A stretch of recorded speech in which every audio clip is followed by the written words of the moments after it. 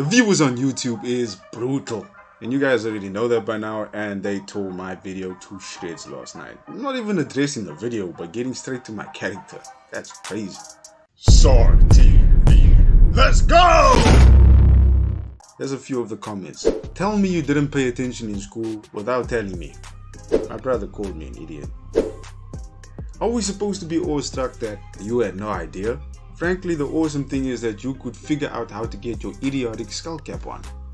But I appreciate the words of encouragement. Let's just get one thing straight. Atheism is a religion. Hold on. I'm gonna play a clip. Check out this clip. And if you still have the same perspective, drop a comment in the comment section. I'd like to know what you think about this. When I ask these questions, I genuinely want to know. Like, what is your perspective? You know what I mean? You know, they've discovered the Earth has still not reached equilibrium. Radiocarbon is still forming 30 to 40% faster than it's decaying. Now think about that. If radiocarbon is still forming faster than it's decaying, that means the Earth is less than 30,000 years old, number one. And number two, you can't carbon date anything.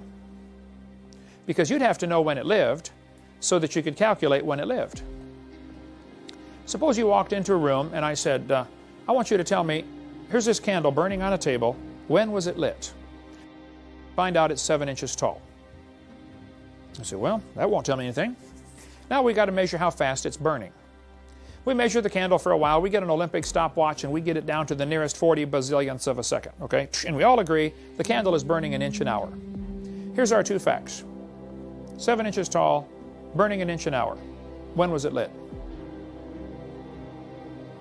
Mary, can't figure it out? Nobody can figure it out. Unless you make some assumptions. Assumption number one, how tall was the candle? And assumption number two, has it always burned at the same rate? Neither of those can be known. If you find a fossil in the dirt, the amount of carbon can be measured, the rate of decay can be determined. I don't argue with either of those. How much was in it when it lived? I don't know. Has it always decayed at the same rate? I don't know. Has it been contaminated, sitting there in the ground for all these millions of years? There's no way to know those things. When they first invented carbon dating, 1949, Willard Libby, they did some testing and they said the lower leg of a mammoth was 15,000 years old, but the skin was 21,000. How can two parts of the same animal be different ages? Quite obviously, we know one of the numbers is wrong. So how would you know either of them are right? And if either one's right, how would you know which one? I see no way to tell. Well, let's see if it's getting better. 14 years later, they tested a living mollusk, a clam, and it was 2,300 years old. Still alive.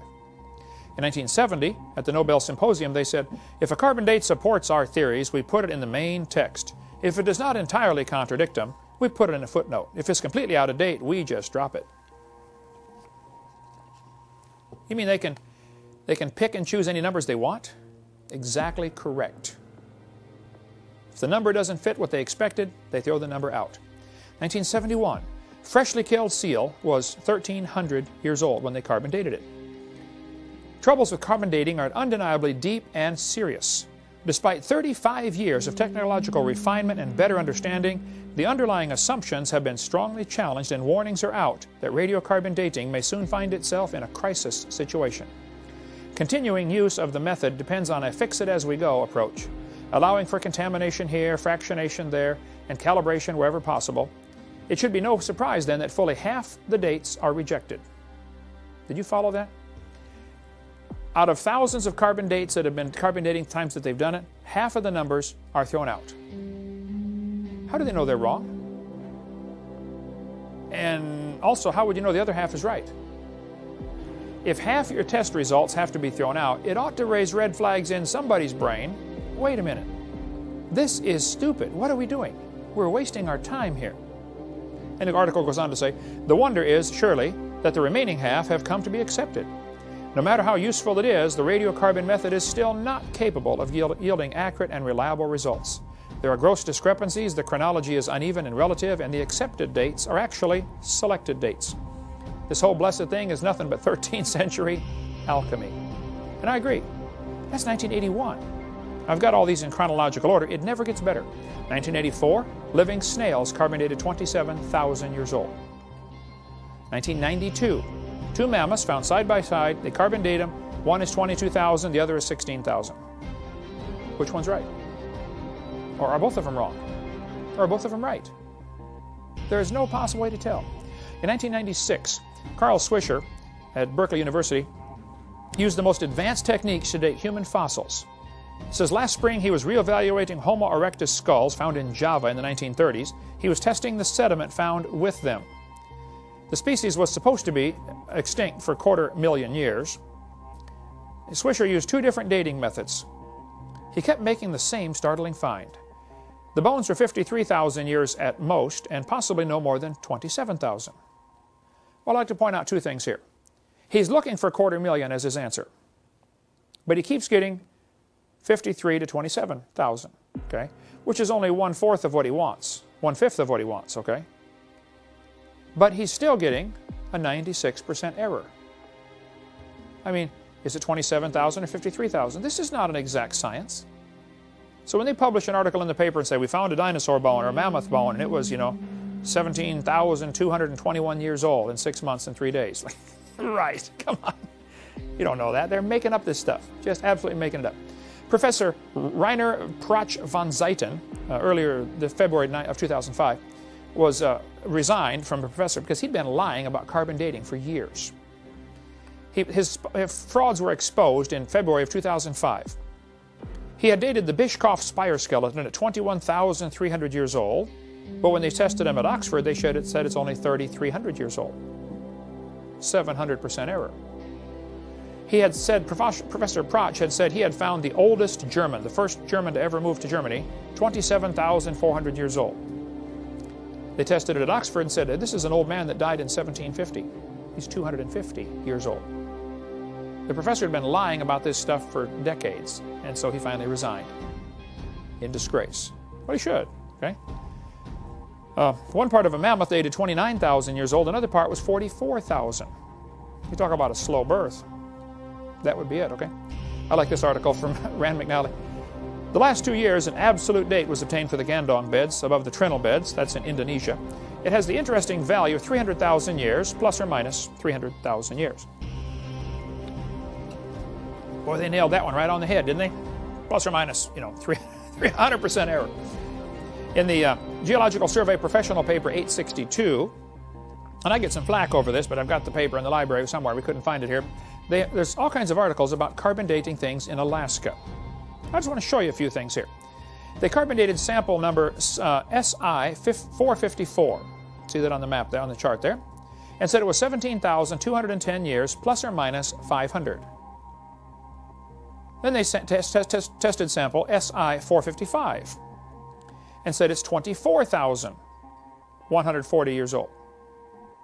Well, 17,000, 24,000, say, wow, that's working good, until you find out that's the same sample as 454. Very same sample. Test it again. So is it 17,000 or 24,000? Sample number 299 was less than 20,000 years old. That little caret means less than. Sample number L137X is greater than 28,000. We say, well, see, it's working good. This sample's less than 20,000. This other sample's greater than 28, until you find out it's the same sample as 299. How can a sample be less than 20 and greater than 28 at the same time? I taught algebra for a long time. I don't think you can do such a thing. That's not too good. Living penguins were dated at 8,000 years old. Materials from layers where dinosaur bones were found are carbon dated 34,000 years old. I was in a debate one time, and this professor was getting so upset. Finally, he said, how can you use Reader's Digest as a resource? I said, sir, I use Reader's Digest as a resource for the picture of the dinosaur bone, okay? It's not the resource for the fact, okay? That's where I got the picture from. Oh, okay. So we went on to the debate. But yes, dinosaurs ought to date, 70 million years old. A Russian scientist dated dinosaur bones at less than 30,000 years old. Hugh Miller from Columbus, Ohio, took in 4 dinosaur bone samples and said, would you carbon date these? And they charge like $600 to carbon date something. They carbon dated them and said they're less than 20,000 years old. He said, oh, by the way, these are dinosaur bones. They said, oh, well, then they're not 20,000. We got to test them again. Why can't they be 20,000? They said, well, we know dinosaurs lived 70 million years ago, so if you had told us that, we never would have carbon dated them. One friend of mine died here several years ago, but he was digging, doing a lot of archaeological work, and he dug down in this well and he found layers of burned wood, which is good to carbon date because obviously, you know, it had carbon in.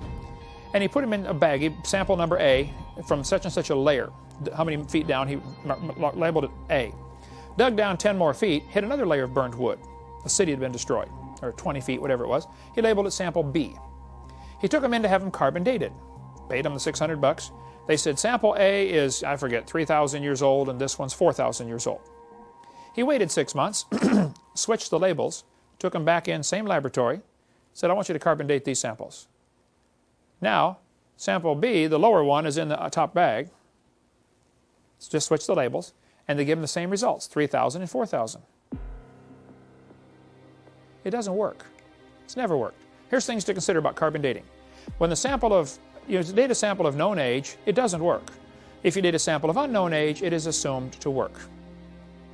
That's not science, okay? Not everyone has our best interest at heart when they're making decisions based on certain things.